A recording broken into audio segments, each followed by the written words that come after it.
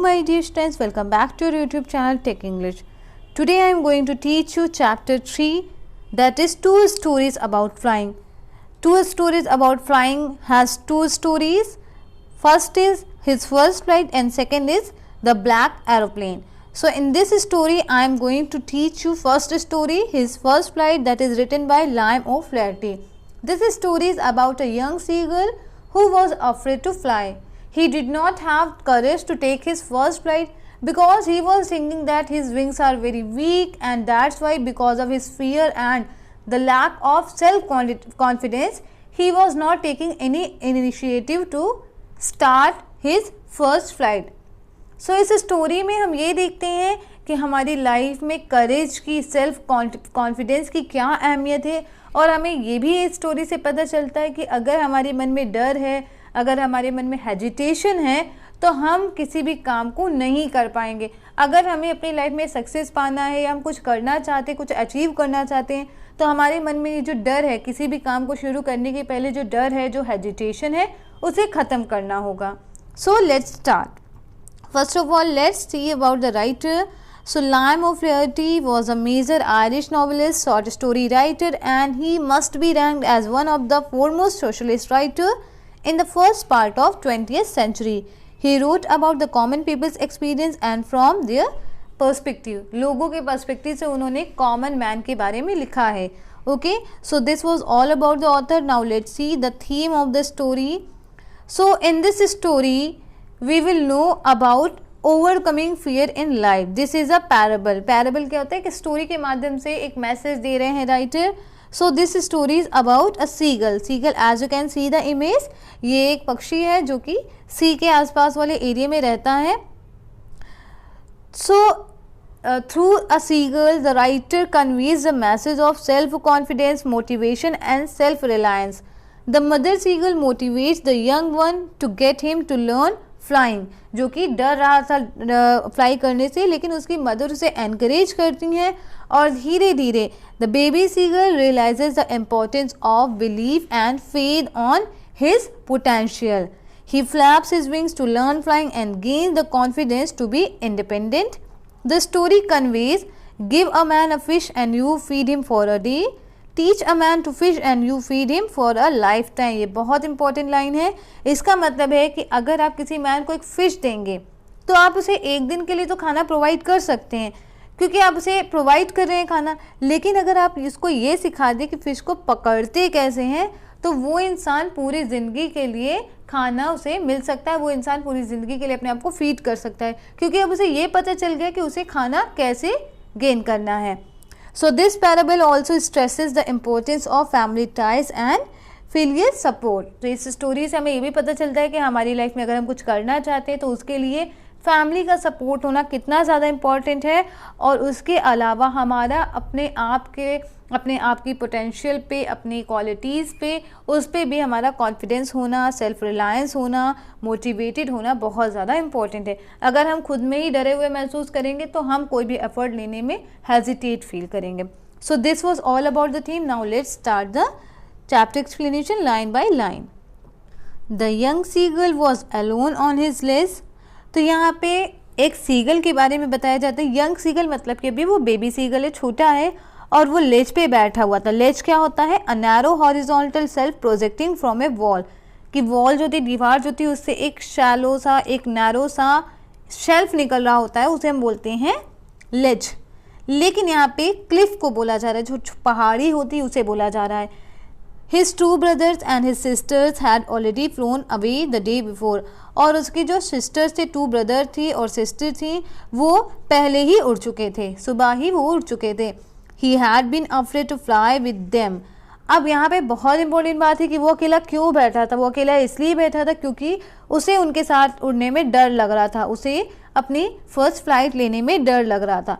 Somehow when he had taken a little run forward to the brink of the ledge, brink मतलब as किनारा, लेकिन जब उसने कोशिश करी, उसने ये कोशिश करी कि थोड़ा सा वो फ्लाई करने की कोशिश करे. As you can see the image, उसने कोशिश करी and attempted to flap his wings, he became afraid. जब उसने अपने विंग्स को फ्लैप करने की कोशिश करी, फड़फड़ाने की कोशिश करी, तो वो डर गया. क्यों डर गया? The great expanse of sea stretched down beneath and it was such a long way down, miles down. क्योंकि वो जहाँ बैठा हुआ था उसके नीचे समंदर था और समंदर इतना ज़्यादा इतने बड़े एरिया में फैला हुआ था चारों तरफ. लॉन्ग वे डाउन मतलब बहुत ज़्यादा बड़ा था, बहुत एरिया में फैला हुआ था और कहीं ना कहीं उसे उस सी को देख के डर लग रहा था कि अगर वो फ्लाई किया तो शायद हो सकता है वो गिर जाए. उसे कहीं ना कहीं अपने ऊपर कॉन्फिडेंस नहीं था, इसलिए वो अकेला था क्योंकि उसके सारे ब्रदर्स और सिस्टर ऑलरेडी उड़ चुके थे. He felt certain that his wings would never support him. अब वो क्यों नहीं उड़ रहा था? क्योंकि उसे अपने विंग्स पे भरोसा नहीं था. उसे ऐसा लगा कि उसके जो विंग्स है वो बहुत ज़्यादा वीक हैं और इस कारण वो उड़ नहीं पाएगा. So he bent his head and ran away back to the little hole under the ledge where he slept at night. तो उसने अपना हेड डाउन किया और उसके बाद वो कहाँ चला गया? Back to the little hole under the ledge. Ledge जो होता है, जो पहाड़ियाँ होती है, उसमें छोटे छोटे होल्स होते हैं जहाँ पे बर्ड्स रहती हैं. तो वो उसी होल में चला गया जहाँ वो रात को सोया करता था. Even when each of his brother and little sister whose wings were far shorter than his own ran to the brink, flapped their wings and flew away. Even उसके जो ब्रदर थे, जो उसकी सिस्टर थी, उनके विंग्स तो उस young seagull से भी ज़्यादा शॉर्ट थे, लेकिन उसके बावजूद वो उस क्लिफ के ब्रिंक पे गए, उस पहाड़ी की किनारे पे गए, उन्होंने अपने विंग्स को फ्लैप किया और वो धीरे धीरे उड़ गए. As you can see the image, यहाँ इस यंग सीगल के जो ब्रदर्स हैं, जो सिस्टर हैं, वो सभी उड़ गए, लेकिन यहाँ पे ये जो है ये नहीं उड़ पा रहा है. ये बस कोशिश कर रहा है, अपने पंखों को फड़फड़ा रहा है, लेकिन उसे डर लग रहा है कि वो गिर जाएगा. He failed to muster up courage to take that plunge which appeared to him so desperate. Muster up मतलब gather, plunge मतलब छलांग.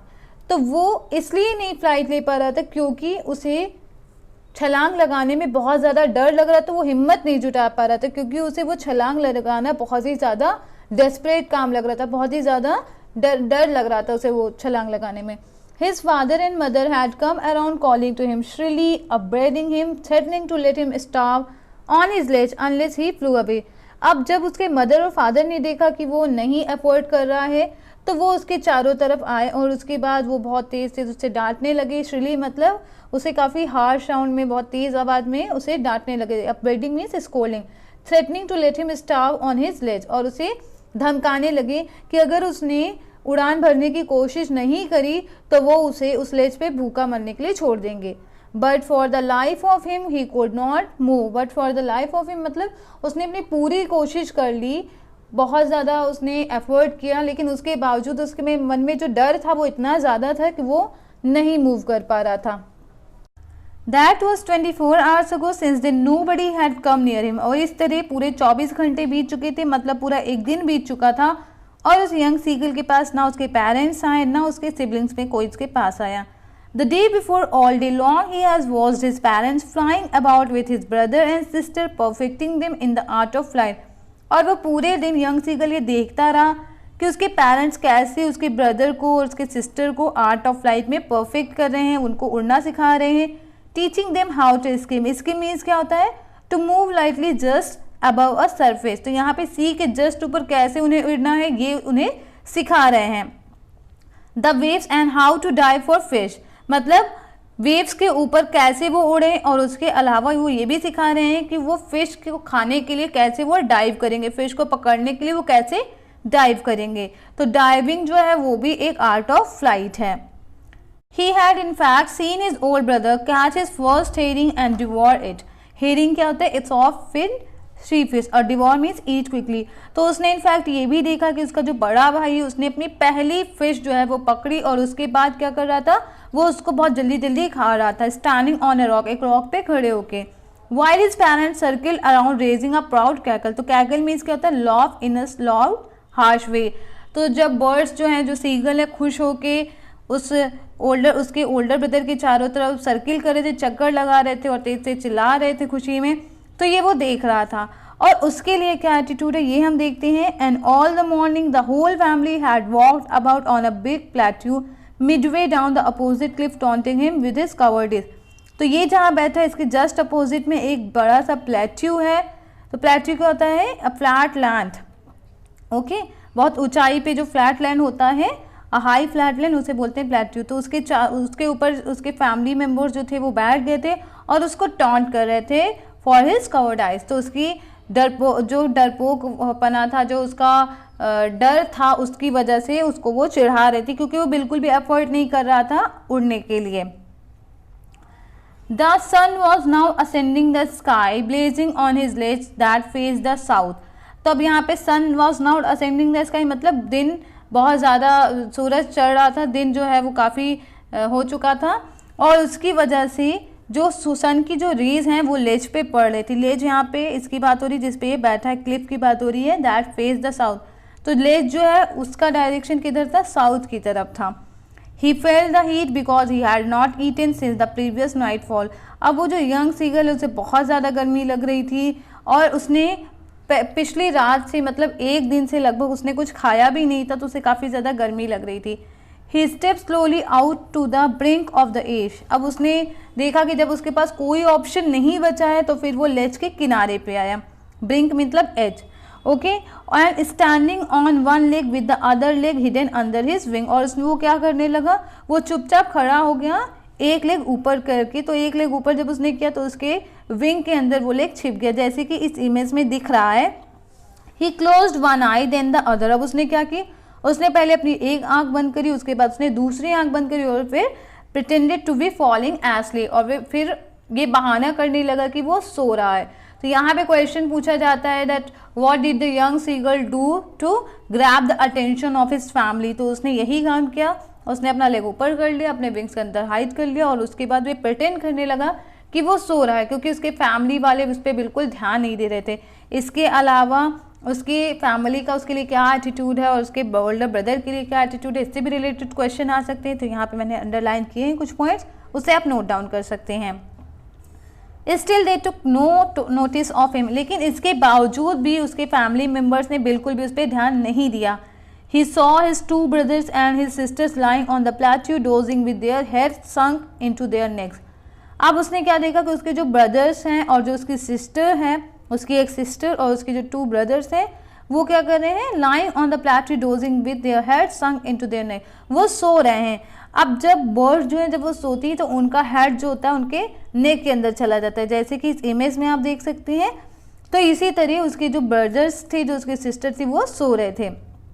His father was preening the feathers on his white back. और उसके फादर क्या कर रहे थे, preening means making an effort to clean feathers, और you can say to maintain his feather. और उसके जो फादर थे वो प्रीनिंग कर रहे थे, अपने पंखों को साफ कर रहे थे, जैसे कि आप इस इमेज में देख सकते हैं। Only his mother was looking at him. और ये इसकी मदर है, केवल यही है जो इसकी तरफ देख रही थी। She was standing on a little high hump on the plateau, her white breast thrust forward. और वो एक हाई प्लेट्यू के हाई हम्प में, मतलब एक ऊंचाई पे वो बैठी हुई थी, और उसके जो वाइट ब्रेस्ट, यहाँ पे उसका जो आगे वाला जो पार्ट है वो उस प्लेट्यू से टच कर रहा था। तो यहाँ पे हम एक कंपैरिजन कर सकते हैं एक चाइल्ड और एक यंग सीगल के एफर्ट के बीच। जैसे एक चाइल्ड होता है, जब अपना वो फर्स्ट स्टेप चलता है, जब चलना स्टार्ट करता है तो वो बार बार गिरता है, उसे डर लगता है और फिर वो नहीं चलता। तो उसकी मदर का क्या एटीट्यूड रहता है, वो उनके एफर्ट में कितना हेल्प करती हैं। इसी तरह यहाँ भी हम देख रहे हैं कि यंग सीगल जो है वो उसे उड़ने में डर लग रहा है, उसकी फैमिली में कोई भी ध्यान नहीं दे रहा, लेकिन उसकी जो मदर है उनका पूरा ध्यान उस पर है, वो बिल्कुल उसके लिए कॉन्शियस हैं।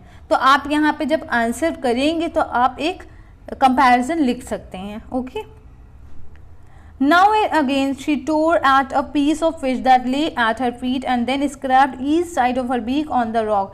अब वो क्या करती थी, बार बार वो एक फिश को पीसेस में टीयर करती थी जो उसके फीट पे पड़ा हुआ था, जैसे यहाँ पे इमेज में देख सकते हैं। यहाँ पे एक फिश को टीयर कर रही है and then scraped each side of her beak on the rock.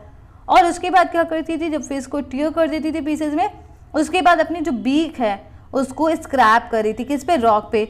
जैसे जो बर्ड्स होती हैं वो अपनी बीक को शॉप बनाने के लिए स्क्रैप करती, रगड़ती हैं, तो वही तरह इसकी मदर भी कर रही थी, जैसे कि आप इस इमेज में देख रहे हैं। The site of the food मैडेंड him. और जैसे ही उस बच्चे ने खाने को देखा वो बिल्कुल मैड हो गया, या यू कहते भूख के कारण एकदम वो पागल हो गया। How he love to tear food that way, क्योंकि उसे बहुत अच्छा लगता था जब वो फूड को उस तरह से टीयर करता था, scraping his beak now and again to whet it, और उसे जैसे उसकी मदर स्क्रैप करी थी अपनी बीक को रगड़ रही थी खाने के बाद, तो उसे वो भी बहुत अच्छा लगता था, उसे टीयर करना फूड बहुत अच्छा लगता था, उसके अलावा उसे अपनी बीक को रगड़ना बहुत अच्छा लगता था। Again to whet it, whet means to sharpen it, जैसा कि मैंने आपको बताया। तो यहाँ पे भी इससे भी क्वेश्चन पूछे जाते हैं कि उसकी मदर उस समय क्या कर रही थी, या what did her mother try to, what did her mother did to gain his attention, और you can say to encourage her. तो यहाँ पे जो एनकरेज करना था, तो उसके लिए उसकी मदर ने फूड का सहारा लिया, क्योंकि वो बच्चा जो है उसने कुछ खाया नहीं है, तो जब वो खाना देखेगा तो कहीं ना कहीं वो एफोर्ड करेगा खाने के लिए, तो उसकी मदर ने ये किया। गा गा गा he cried begging her to bring him some food. अब वो गा गा गा मतलब उसे फूड चाहिए, वो कहने लगा अपनी मदर से कि प्लीज़ मुझे खाना दे दीजिए, अपनी मदर से वो फूड के लिए रिक्वेस्ट करने लगा। गा का बोले, she scream back derisively, derisively means in a manner expressing contempt और रिडिक्यूल। अब उसकी मदर गुस्सा करने लगी, उसकी तरह उसको चिल्लाने लगी, क्या करने लगी, गाँव कोला मतलब मैं नहीं दूंगी, हो सकता है ये ऐसा कहना चाहती हो, okay. But he kept calling plaintively in a sad way, plaintively मतलब क्या होता है, इन अ सैड वे, लेकिन वो अपनी मदर को बार बार सैड आवाज़ में बुलाता रहा। And after a minute or so he uttered a joyful scream, और एक ही मिनट बाद वो तेजी से चिल्लाने लगा, खुश होकर, जॉयफुल स्क्रीम मतलब खुश होके। His mother had picked up a piece of the fish, क्यों वो खुश था, क्योंकि उसकी मदर ने फिश का एक पीस अपनी बीक में उठा लिया था, and was flying across to him with it, और उसकी तरफ वो फ्लाई कर रही थी। Flying across to him with it मतलब उसकी तरफ वो फ्लाई कर रही थी। अब बच्चा खुश हो गया कि उसकी मदर से वो रिक्वेस्ट कर रहा है, और उसकी मदर ने उसकी बात सुन ली। ही लीन्ड आउट ईगरली, अब वो लीन्ड आउट मतलब झुकना, वो बहुत ज़्यादा ईगर हो गया था, वेट नहीं कर पा रहा था, तो जल्दी जल्दी वो आगे की तरफ झुका। Tapping the rock with his feet, tapping the rock मतलब वो अपनी फीट से रॉक को टैप कर रहा था, चल रहा था वो। Trying to get nearer to her as she flew across, जैसे ही उसकी मदर उड़ने लगी, उसकी तरफ जाने लगी, तो वो भी कोशिश करने लगा कि अपनी मदर के पास वो आ जाए। जैसे कि आप इस इमेज में देख रहे हैं, वो धीरे धीरे चल रहा है और फिर यहाँ तक आ गया। अब क्या होता है, अब ये एंटी क्लाइमेक्स होगा। तो यहाँ पे भी ये भी बहुत इंपॉर्टेंट है, जो भी मैंने लाइन अंडरलाइन करी है उसको आप अपने आंसर में मेंशन करेंगे। जैसा भी क्वेश्चन आपसे पूछा जाए कि उसकी मदर ने क्या किया, तो जो मैंने आपसे पहले भी क्वेश्चन बताया है वही तरह का क्वेश्चन फ्रेम किया जाएगा। But when she was just opposite to him, लेकिन जैसे ही वो उसके जस्ट अपोजिट थी, मतलब जैसे ही वो उसके पास आ गई, she halted, halted mean stopped, वो रुक गई। हर विंग्स मोशनलेस, उसके पंखों में कोई मोशन नहीं था, मतलब वो स्टॉप हो गई। The piece of fish in her beak almost within reach of his beak, और जो उसकी मदर की चोंच में या जो उसकी मदर की बीक में जो पीस ऑफ फिश था वो उस यंग सीगल की बीक से एकदम रीच में था, मतलब एकदम पहुंच में ही था। He waited a moment in surprise, अब वो एक मोमेंट, एक क्षण वो रुका, सरप्राइज होकर वो सोचता रहा कि उसकी मदर आखिर आगे क्यों नहीं बढ़ी। Wondering why she did not come nearer and then madden by hunger, और फिर भूख से वो इतना ज़्यादा पागल हो रहा था, he dived at the fish, कि वो उसने फिश पे छलांग लगा दी। With a loud scream he fell outwards and downwards into space, अब एक बहुत ही बड़ी चीख के साथ, लाउड स्क्रीम बहुत तेज चीख के साथ वो आउटवर्ड्स एंड डाउनवर्ड्स मतलब कभी ऊपर कभी नीचे, इस तरह वो हवा में ऐसे घूमता रहा, क्योंकि जब उसने उड़ना सीखा नहीं है तो वो बैलेंस नहीं बना पाएगा, तो इसलिए वो कभी ऊपर जाएगा कभी नीचे जाएगा, तो वो डर के कारण उसके मुंह से एकदम चीख निकल गई। देन अ मॉन्स्टरस टेरर सीज्ड हिम, और फिर उसके मन में इतना ज़्यादा डर बैठ गया कि ऐसा लग रहा था कि उसको कुछ हो जाएगा, उसे काफ़ी तेज डर लगने लगा। हिज हार्ट स्टूड स्टिल, और ऐसा लग रहा था कि जो उसका हार्ट है एकदम उस जो हार्ट बीट उसकी चलना बंद हो गई है। ये आप कोरिलेट कर सकते हैं कि जब आप कुछ ऐसा काम कर रहे हैं जो आपने कभी किया ना हो, और फिर आपके मन में जो डर होता है वो बिल्कुल उस यंग सीगल की तरह ही होगा जब उसको अचानक से उसने डाइव कर दिया फिश पे। ही कुड हियर नथिंग, अब उसे कुछ सुनाई नहीं पड़ा था क्योंकि वो एकदम फ्रीज हो गया था। But it only lasted a minute, लेकिन ये सब जो डर था उसके मन में ये सब बस 1 मिनट तक रहा। The next moment he felt his wings spread outwards, और थोड़ी ही मोमेंट बाद, थोड़े जो अगला पल था, उसने क्या महसूस किया कि जो उसके विंग्स हैं वो बाहर की तरफ फैल गए हैं। क्योंकि उसे उड़ना नहीं आता है तो उसके विंग्स भी बाहर की तरफ नहीं फैले, तो जब विंग्स बाहर की तरफ नहीं फैले होंगे तो वो कैसे उड़ेगा। लेकिन अचानक से जब वो गिरने लगा तो उसकी बॉडी में ऑटोमेटिकली मोशन हो गया। The wind rust again his breast feather, और जैसे ही उसके विंग्स बाहर की तरफ फैले, जो विंड है ऐसा लगा कि उसके फेदर से होके गुजरी। देन अंडर स्टमक, ऐसे लगा उसके स्टमक को टच करी, एंड अगेंस्ट हिज विंग्स, और उसके विंग्स के अगेंस्ट चली गई। He could feel the tip of his wings cutting through the air, ऐसा लग रहा था कि जो उसके विंग्स है वो एयर को काट के आगे की तरफ बढ़ रहे हैं, क्योंकि एयर चलती रहती है तो उसे ऐसा फील हुआ। He was not falling headlong now, headlong मतलब सरकेबल, अब वो सरकेबल नहीं गिर रहा था। ही वॉज सोरिंग, सोरिंग मतलब फ्लाइंग और rising high into the air, तो यहाँ पे जैसे काफ़ी ऊपर उड़ रहा है तो अब उसे महसूस हुआ कि वो अब हवा में उड़ रहा है। ग्रेजुअली डाउनवर्ड्स एंड आउटवर्ड्स, मतलब कभी वो नीचे उड़ने लगता, कभी ऊपर उड़ने लगता। He was no longer afraid, अब उसे बिल्कुल भी डर नहीं लग रहा था। He just felt a bit dizzy, dizzy मतलब चक्कर आना, उसे थोड़ा सा चक्कर आ रहा था। Then he flapped his wings once and he soared upwards, और उसने दोबारा से अपने पंख फड़फड़ाए और फिर वो ऊपर की तरफ उड़ने लगा। गा गा गा, गाव कोला, his mother swooped past him her wings making a loud noise. अब यहाँ पे उसकी मदर क्या है, उसे अप्रिशिएट करी, उसे एनकरेज करें। शूट मतलब move rapidly downwards through the air. अब यहाँ पे उसकी मदर ने जब देखा कि वो अब उड़ने का एफर्ट कर रहा है तो उसकी मदर जल्दी से उसके पास आई। Her wings making a loud noise, क्योंकि उसकी मदर बड़ी बर्ड है तो जब वो फ्लैप करी अपनी विंग्स को तो फ्लैप करते हुए उनकी विंग से बहुत तेज आवाज़ आ रही है। He answered her with another scream, जब यंग सीगल ने अपनी मदर को देखा तो वो भी उनको देख के चिल्लाने लगा खुश होके। Then his father flew over his screaming, अब उसके फादर भी खुश होके उसके आसपास आ गए।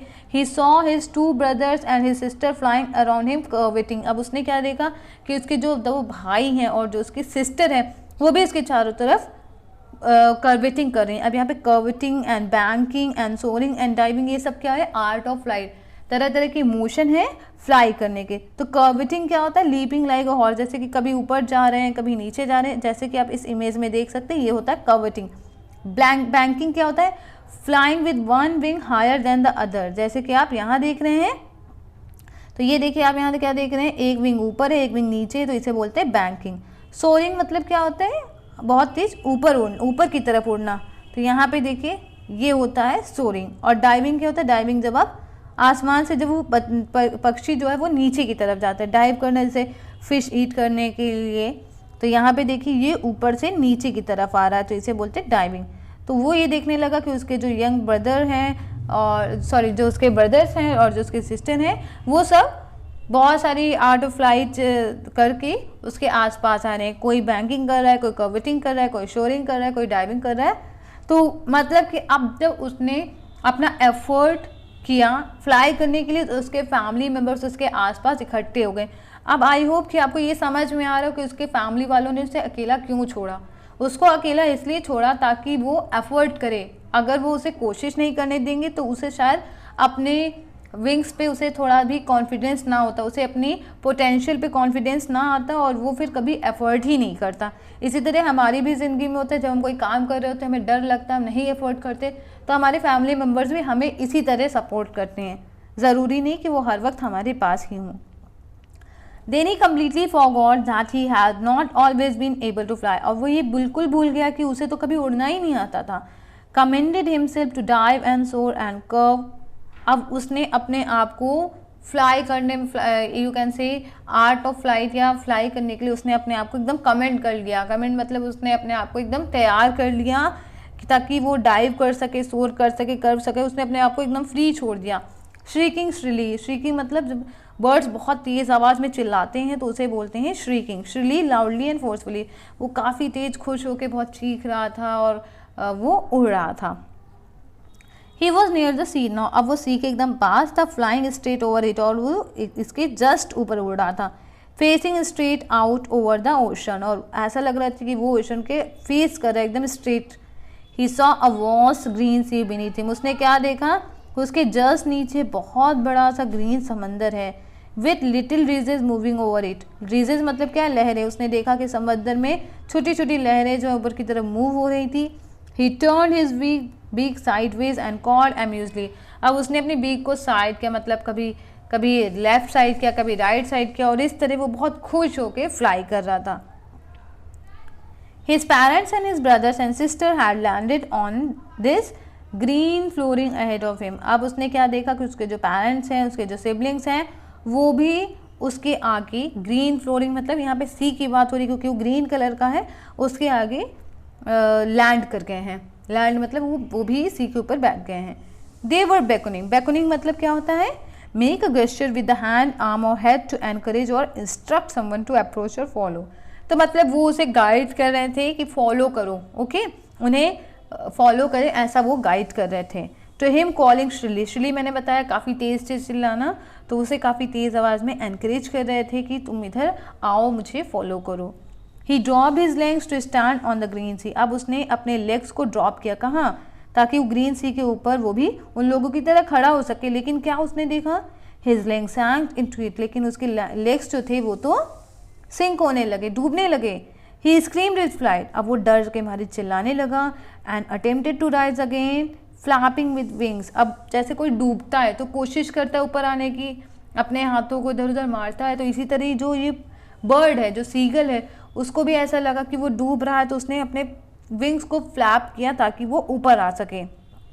But he was tired and weak with hunger and he could not rise. लेकिन वो बहुत ज़्यादा टायर्ड था क्योंकि वो इतना ज़्यादा उसने फ्लाई किया था कि उसकी वजह से उसे थकान हो गई थी और उसे भूख भी लग रही थी, इसलिए वो बिल्कुल भी मूव नहीं हो पाया, वो बिल्कुल भी ऊपर उठ नहीं पाया। Exhausted by the strange exercise. Strange exercise यहाँ पे फ्लाइट के लिए बोला जा रहा है।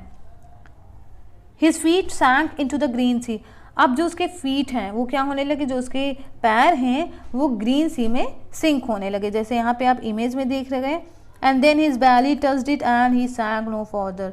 अब उसके बाद जो उसकी बैली, जो उसका स्टमक है, उसमें पानी टच हो गया, मतलब कि पहले उसका जो लेग है वो डूब गया, और उसके बाद जब उसका बैली भी पानी के अंदर चला गया तब उसने क्या फील किया, ही सैंक नो फर्दर, कि अब वो बिल्कुल भी नहीं सिंक हो रहा, अब वो बिल्कुल भी डूब नहीं रहा है। तो इसका मतलब ये है कि जो सीगल हैं वो पानी के ऊपर भी रह सकते हैं, लेकिन उन्हें आना चाहिए कि उनके जो लेग्स हैं उसके अलावा जब उनका स्टमक है, जब वो बैली जो है, जब वो अंदर रहता है, तो फिर उनकी बॉडी को सपोर्ट मिलने लगता है। तो अब तक जितना भी मैंने पढ़ा है, आपसे क्वेश्चन पूछे जा सकते हैं that why was the young seagull was afraid of flying. उसके अलावा क्वेश्चन पूछा जा सकता है what did the young seagull do to attract the attention of his mother, as I have already told you. How did the young seagull's family celebrate his first flight. तो उसके चारों तरफ उसके फैमिली मेम्बर आ गए थे और उसको appreciate कर रहे थे, उसके ब्रदर, उसके सिस्टर सभी आ गए थे, ओके। इसके अलावा आपसे क्वेश्चन पूछा जा सकता है how did the mother trick the young seagull into flying, कि उसकी मदर ने कैसे उसको ट्रिक किया, उसको कैसे इस बात के लिए उकसाया कि यंग सीगल जो है वो फ्लाई करने लगे। आई होप आपको समझ में आ रहा है। इसके अलावा ये भी क्वेश्चन पूछा जा सकता है that why did the young seagull's family mock at the young seagull। उसकी फैमिली क्यों मॉक कर रही थी, तो इसलिए कर रही थी ताकि वो उसे उकसा सकें कि उसके फैमिली वाले उसका इतना मजाक उड़ा रहे, तो शायद वो उस गुस्से के कारण अपनी फ्लाइट के लिए एफर्ट कर सके। तो इस तरह के कुछ क्वेश्चन पूछे जा सकते हैं। इसके अलावा अगर स्टेटमेंट की बात करूँ तो पूछा जा सकता है the site of the food मैडन him. तो यहाँ पे पूछा जा सकता है इस सेंटेंस का क्या मतलब है। तो मैंने आपको बताया कि उसे बहुत ज़्यादा भूख लग रही थी। He was feeling so much hungry that he could not control. He was very much angry because he had not eaten any food since the previous night. That's why when he saw the food he became mad, और you can say he became so much angry to eat the food, okay, he was so much desperate to eat the food। तो इस तरह के कुछ question आपसे पूछे जा सकते हैं। He was floating on it and around him his family was scraping। अब क्या हुआ कि वो जो यंग सीगल है वो उस सी के ऊपर तैर रहा था, फ्लोट कर रहा था, और उसके आसपास उसकी फैमिली भी चिल्ला रही थी, प्रेज कर रही थी उसको। Their beaks were offering scraps of dog fish, और वो अपने बीक्स में उसको फिश के कुछ पीसेस ला के ऑफर कर रही थी as a reward. He had made his first flight, और इस तरह उसने अपनी फर्स्ट फ्लाइट फाइनली कर ही ली। तो क्वेश्चन इस तरह पूछा जा सकता है that when did the young seagull's flight begin and where did it end, और the question can be asked that how did the young seagull made his first flight. तो आई होप कि आपको ये सब समझ में आ रहा है कि आपको कैसे आंसर फ्रेम करना है। इसके अलावा अगर क्वेश्चन की बात की जाए तो करेज का हमारी लाइफ में क्या रोल है, कॉन्फिडेंस का हमारी लाइफ में क्या रोल है, इससे भी रिलेटेड क्वेश्चन पूछा जा सकता है that how can you say that courage and confidence have so much significance in our life to learn a new art you can say or to start any new thing। इस तरह के question कैसे भी frame किए जा सकते हैं, मैं आपको सिर्फ एग्जांपल दे रही हूँ। तो वहाँ पे आप कॉन्फिडेंस का, करेज का क्या इंपॉर्टेंस है उसको आप लिखेंगे। सो इस तरह हम कह सकते हैं that every journey of 1000 mile begin with but a single step, कि हर जर्नी जो है 1000 माइल्स की भी जर्नी जो है वो एक सिंगल स्टेप से ही स्टार्ट होती है। But that single step is the most difficult one to take, लेकिन वही सिंगल स्टेप जो स्टार्ट वाला सिंगल स्टेप है उसको लेने में ही सबसे ज़्यादा हमको डिफ़िकल्टी महसूस होती है। अगर हमने उसको उस स्टेप को ले लिया तो फिर आगे तो हम स्टार्ट ही करेंगे, आगे तो हम चलेंगे ही। Conquer the fear and venture forth and we realise that we were born with wings. तो यहाँ पे क्या मतलब कि उस डर पे हमें काबू पाना चाहिए। अगर हम उस डर पे एक बार काबू पा लें तो हम ये समझ जाएंगे कि हम जो बॉर्न हुए हैं तो हमारे अंदर पोटेंशियल है, हमारे अंदर बहुत सारी क्वालिटीज़ हैं। जब आप आंसर फ्रेम करेंगे तो आप इस लाइन को यूज़ कर सकते हैं। तो हमने क्या देखा कि सीगल की लाइफ से हमने कई सारी चीज़ें सीखी अपनी लाइफ के लिए, कि अगर हम कुछ करते हैं तो हमें या तो फेलियर मिलती है या तो हमें सक्सेस मिलती है। फेलियर अगर हमें मिलेगी तो उसके लिए क्या क्या वजहें हो सकती हैं, लैक ऑफ कॉन्फिडेंस हो सकता है, फियर हो सकता है, अनविलिंग टू टेक रिस्क हो सकता है कि हम रिस्क लेने से कतरा रहे हों, हम नहीं लेना चाहते कोई रिस्क। इसके अलावा अगर हमें सक्सेस मिलती है तो उसके लिए क्या क्या क्वालिटीज़ है, क्या क्या वजहें हो सकती हैं। हमें सक्सेस तब मिलती है जब हमें किसी चीज़ की बहुत ज़्यादा ज़रूरत है। अगर हमें ज़रूरत है तभी हम उस काम को करेंगे, नहीं तो नहीं करेंगे। जैसे सीगल को फूड की ज़रूरत थी तो उसने एफर्ट किया। एनकरेजमेंट, उसकी मदर ने उसको एनकरेज किया तभी उसने एफर्ट किया। प्रिजर्वेंस, डिटर्मिनेशन, तो ये सारी बातें होती हैं सक्सेस या फेलियर में। आप इन सबको छोटे छोटे पॉइंट्स बना के अपने आंसर में लिख सकते हैं। Fear will try to keep you from taking that first step, don't give it to fear, don't do it afraid. तो यहाँ पे ये कोटेशन भी आप मेंशन कर सकते हैं। जैसा कि हमने देखा यंग सीगल के मन में जो डर था उसी की वजह से वो एफर्ट नहीं कर रहा था, वो आगे बढ़ ही नहीं रहा था अपनी फर्स्ट फ्लाइट लेने के लिए। उसने एक बार अपने डर पे काबू पाया सिर्फ खाने की वजह से, तो फिर उसने क्या देखा कि उसने जब डर पे काबू पा लिया तो वो अपनी फर्स्ट फ्लाइट में सक्सेस हो गया। इसी तरह the important thing is to take that first step, कि सबसे इम्पॉर्टेंट क्या है, पहला कदम लेना, पहला एफोर्ड करना ही सबसे ज़्यादा इम्पॉर्टेंट है। Bravely overcoming one small fear gives you the courage to take on the next.